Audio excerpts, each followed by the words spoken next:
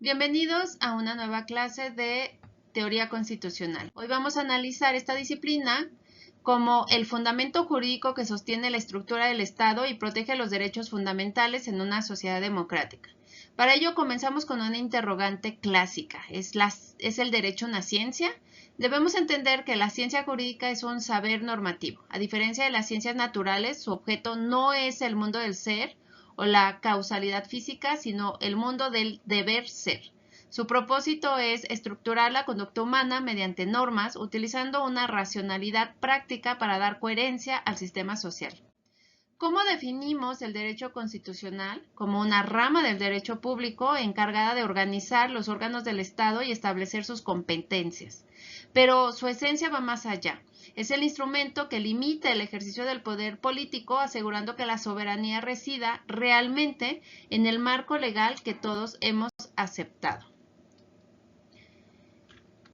El objeto central de nuestra materia es la Constitución.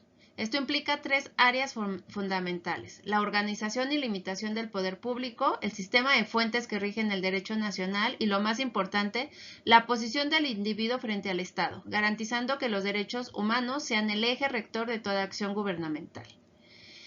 Y para ello tenemos una metodología jurídica que representa el conjunto de procedimientos intelectuales que permiten construir y analizar o aplicar el conocimiento jurídico de manera sistémica. Y para ello tenemos diversas subdisciplinas. La lógica jurídica se encarga de examinar la coherencia interna del razonamiento normativo. La argumentación jurídica orienta la justificación de las decisiones, especialmente en contextos de indeterminación normativa.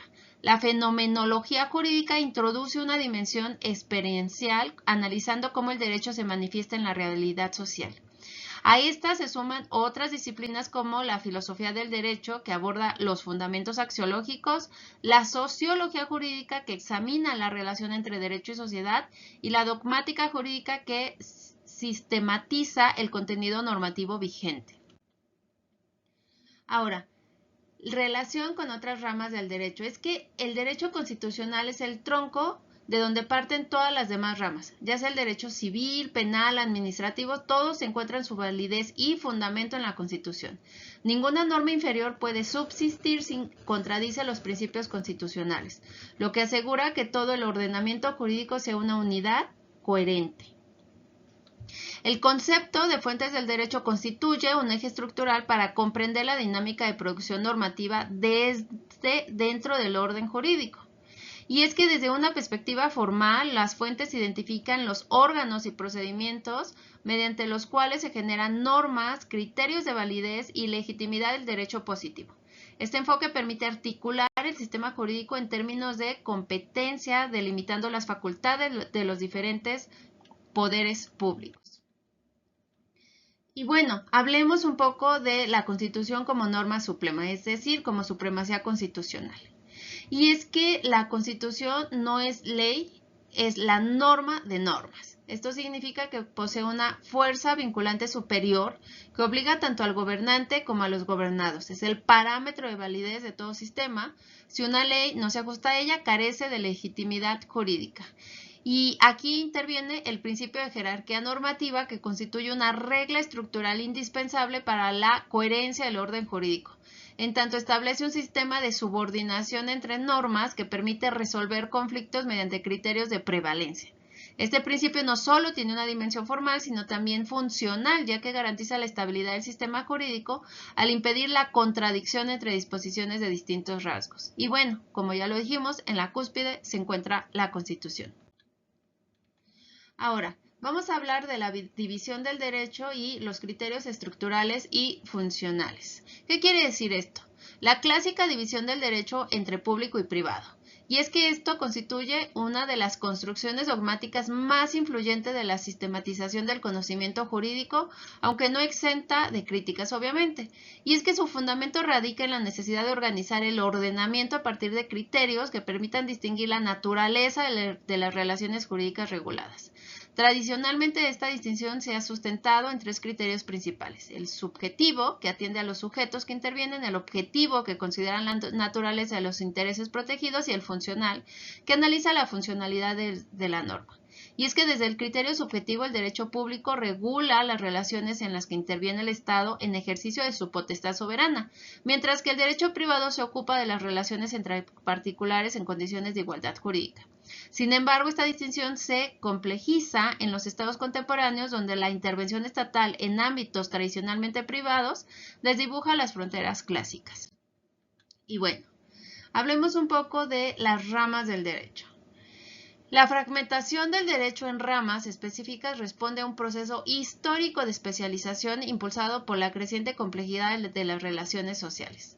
Esta diferenciación no es arbitraria, sino que se encuentra determinada por la necesidad de desarrollar marcos normativos adecuados para regular ámbitos particulares de la vida social. En este sentido, tenemos ramas que constituyen subsistemas normativos, y entre estas ramas destacan el derecho penal, civil, administrativo, laboral, procesal, internacional, y cada uno con principios, instituciones y técnicas propias. No obstante, esta especialización no implica un aislamiento, ya que la unidad del sistema jurídico exige coherencia entre estas distintas ramas.